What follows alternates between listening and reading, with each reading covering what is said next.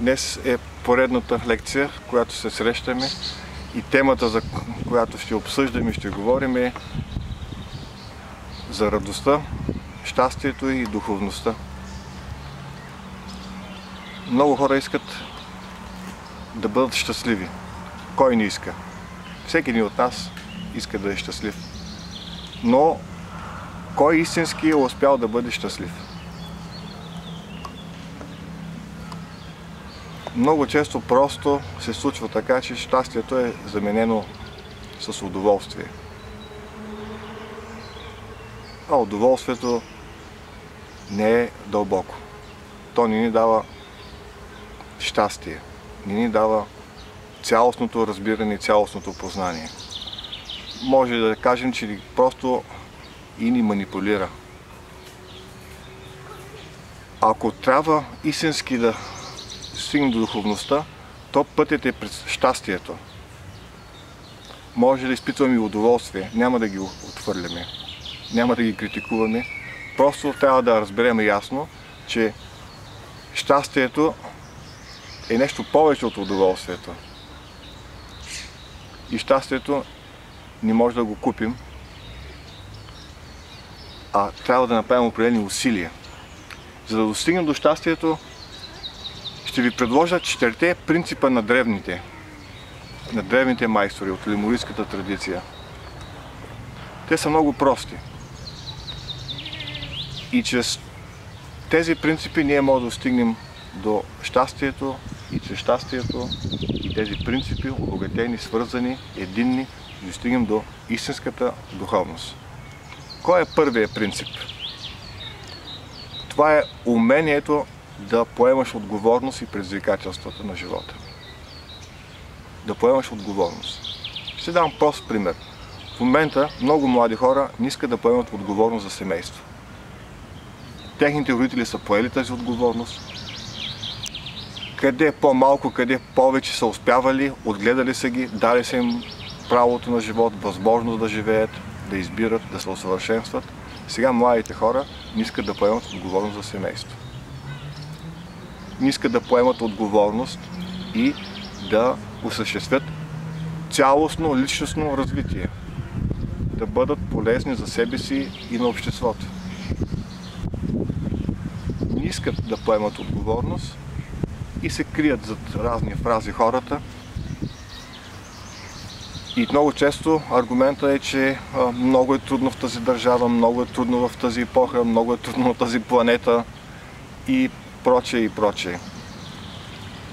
Ако поемете отговорност за своите действия, за своите мечти, за своите желания, за своите купнежи, то помощ ще има винаги, но тя няма да се даде предварително.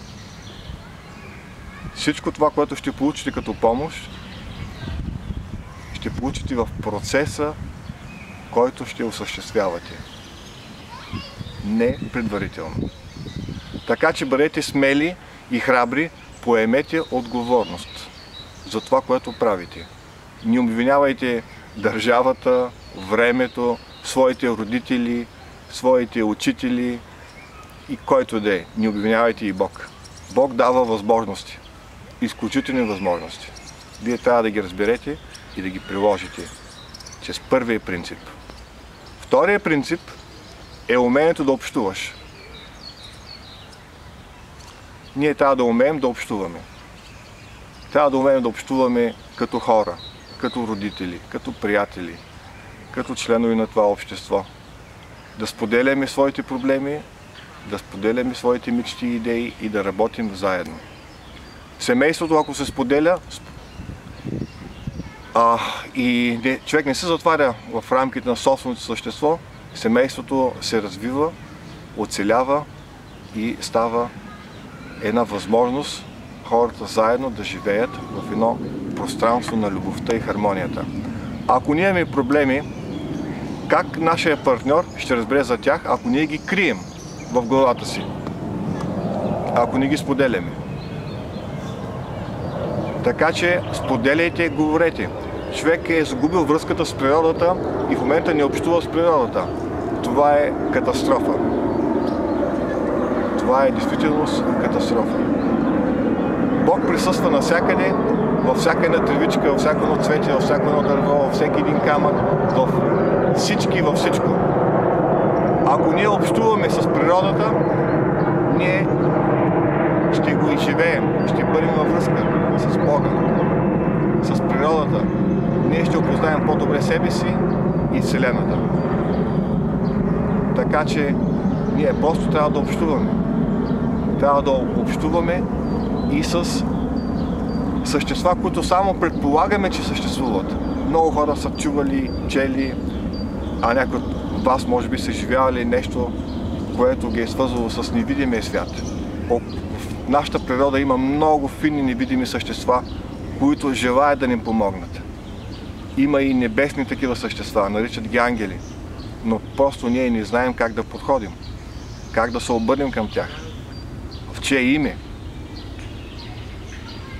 И това ще бъде тема за друг разговор. А сега да преминем към третата отговорност. Това е да бъдем търпеливи. Моята баба ми казваше, с търпение всичко се постига, без търпение всичко се губи. Каза, дори човек да е прост, ще се научи.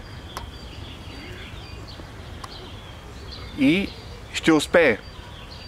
И ще успее. Ние искаме всичко да става изведнъж. Не сме търпеливи. Това е процес, който тече. Усъвършенстването е един процес, който тече. Ние искаме всичко да стане много бързо. Нервничим, губим търпение, губим вяра в себе си, губим вяра в това, което правим и се отчаиваме. Така че търпението е изключително важно. Моля, не го пренебрегвайте, практикувайте го. То е изключително важно и ще ви помогне там, където всички други неща, които знаем, можем, не успяват. А четвъртият принцип е прошката, която древните майстори са посочили като задължителен принцип. Умението да прощаваш и на себе си, и на другите. Ако всичко това, което преди малко го казахме, сме го успели да го направим, то четвъртият принцип е естествено много труден. Ние хората прощаваме условно, а не безусловно. Но това е пак добро начало. Опитайте се да надмогнете над това чувство за отмъщение, гняв, негодование и да простите.